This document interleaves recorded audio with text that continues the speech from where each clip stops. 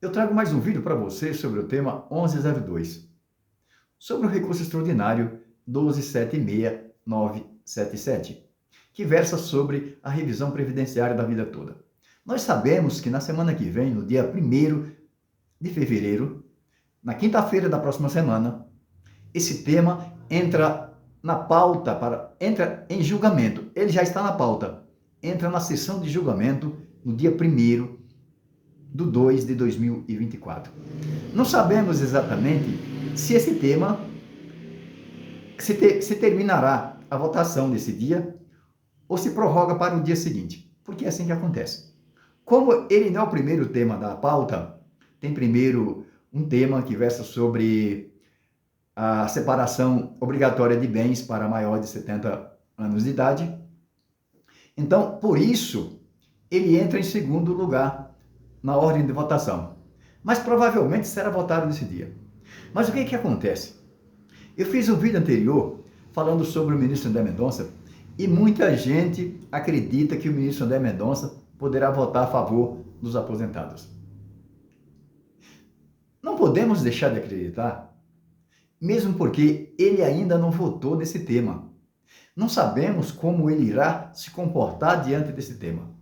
O que sabemos, em comentário que ele mesmo já fez, é que ele vem de uma classe menos favorecida, que o início da carreira dele foi até um pouco meio difícil, mas depois ele se decolou, inclusive foi para a AGU, passou em concurso público por mérito dele, depois foi chamado pelo ex-presidente Jair Messias Bolsonaro a ser ministro da Justiça, depois ele passou para o STF, indicação também do ex-presidente Jair Messias Bolsonaro.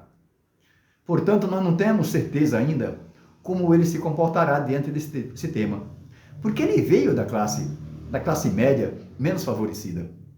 Mas, infelizmente, às vezes, quando essas pessoas sobem para o topo da pirâmide, elas esquecem de onde veio. Não estou falando que é o caso dele. Eu estou falando que é muito comum acontecer isso. Espero que isso não aconteça com ele e ele possa dar um voto favorável aos aposentados.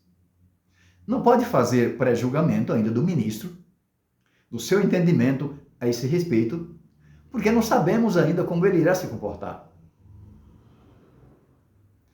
A verdade é que esse ministro, ele foi indicado pelo ex-presidente Jair Messias Bolsonaro, que também indicou o ministro Nunes Marques. O ministro Nunes Marques, como vocês viram, além dele pedir destaque no processo, no julgamento do recurso extraordinário, o primeiro julgamento virtual, para que fosse julgado no plenário físico, ele ainda ficou com esse processo por muito tempo parado, sem devolver o processo para julgamento. E depois deu voto contra, e fundamentando realmente contra. Não é possível os dois ministros, indicados pelo ex-presidente Jair Messias Bolsonaro, venham decepcionar. Um já decepcionou. Mas acredito que o ministro André Mendonça possa fazer essa diferença. É o que esperamos. Espero que ele não venha decepcionar a todos nós. Mesmo porque ele veio de uma classe menos favorecida e ele deve parar um pouco para pensar na situação dessas pessoas que estão carentes. Essas pessoas que estão acometidas de doença, essas pessoas que estão com a idade terminal já, pessoas que estão aguardando há muitos anos essa revisão previdenciária da vida toda, que é um processo de 2014, não é possível que o ministro André Mendonça venha falhar com esse pessoal, com uma classe da qual ele emergiu. É diferente dos outros que saíram de berços de ouro.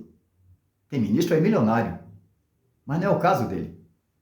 Esperamos que ele possa fazer jus à sua classe, que ele possa fazer jus aos cristãos que acreditam nele. É o que esperamos de um ministro que é um pastor evangélico e que diz que é seguidor de Cristo.